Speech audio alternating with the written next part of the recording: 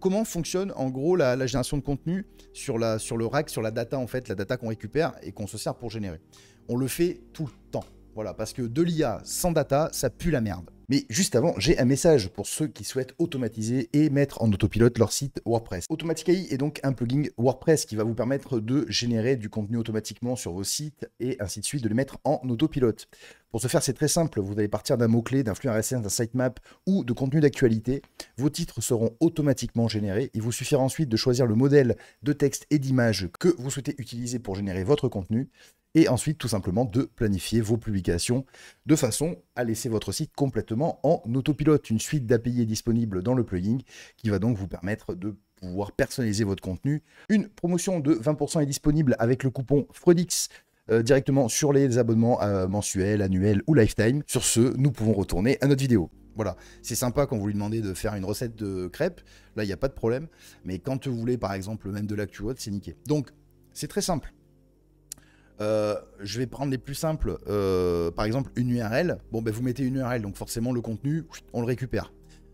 Quand on le récupère, on fait un traitement de data. C'est très casu hein, comme terme. Pour les plus techniques, je m'excuse.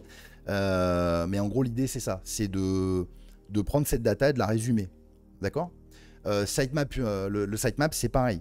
On va scraper. C'est comme les URL. C'est juste que vous passez par le sitemap. C'est la méthode de récupération qui change, comme les flux RSS, puisque du coup, il y a une redondance sur les flux RSS, étant donné que c'est posté régulièrement. Donc nous, ça nous permet d'avoir un outil pour récupérer le contenu, quand vous stipulez donc la source d'un flux RSS.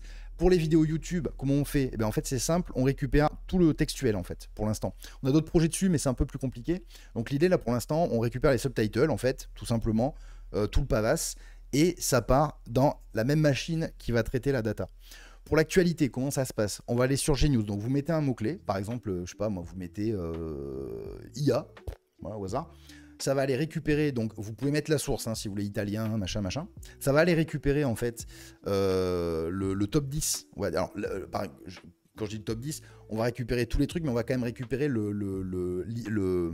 putain, je vais y arriver. L'article principal, ok?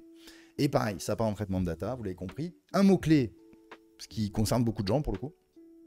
C'est pareil, on va aller taper des SERP, récupérer le top 10 contenus, donc on prend les 10 premiers contenus, on récupère toutes les pages, et ça part dans la machine, là aussi, pour être résumé. Donc en fait, on se retrouve avec 10 pages web qu'on va résumer, vous voyez, en un seul gros résumé.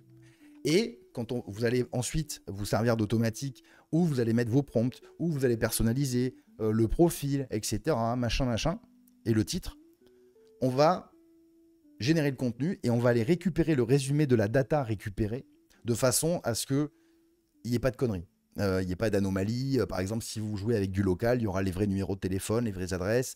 Si vous mettez de l'actualité, bien sûr, il y aura de l'actualité. Donc l'avantage de l'actualité, c'est que vous pouvez faire de l'autopilote et lui dire « tu vas me récupérer 2 articles par jour sur ce mot-clé ». Et donc, ça va aller récupérer le contenu. Ce que je veux dire, c'est que le contenu n'est pas copié-collé, il est vraiment traité en interne. Ça serait bien qu'un jour, on vous montre le fonctionnement un peu plus technique. Alors, je sais qu'il y en a certains qui seront peut-être vite perdus ou autres, mais j'aimerais bien vulgariser ce côté-là. Ça serait intéressant pour vous montrer vraiment comment on le traite, parce que ça fait mal aux couilles de pas pouvoir... s'il n'y a rien à cacher, on s'en fout, c'est vous qui générez le contenu. Mais c'est vachement cool, on est assez fiers. C'est une des plus grosses techs qu'on a depuis un petit moment. Et c'est frustrant de ne pas pouvoir. C'est pour ça qu'on va le mettre en avant dans le plugin, d'où vous montrer les sources, comment ça a travaillé au maximum, etc.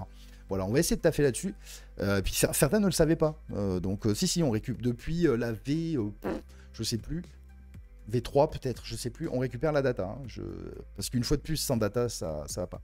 Et on a passé les conneries de Google, là, les blocages qu'il y a eu récents, sans problème. Parce que nous, on fait que scrap là, au niveau de la SERP, donc ça va. C'est pas le plus gênant pour nous. Voilà, messieurs, dames.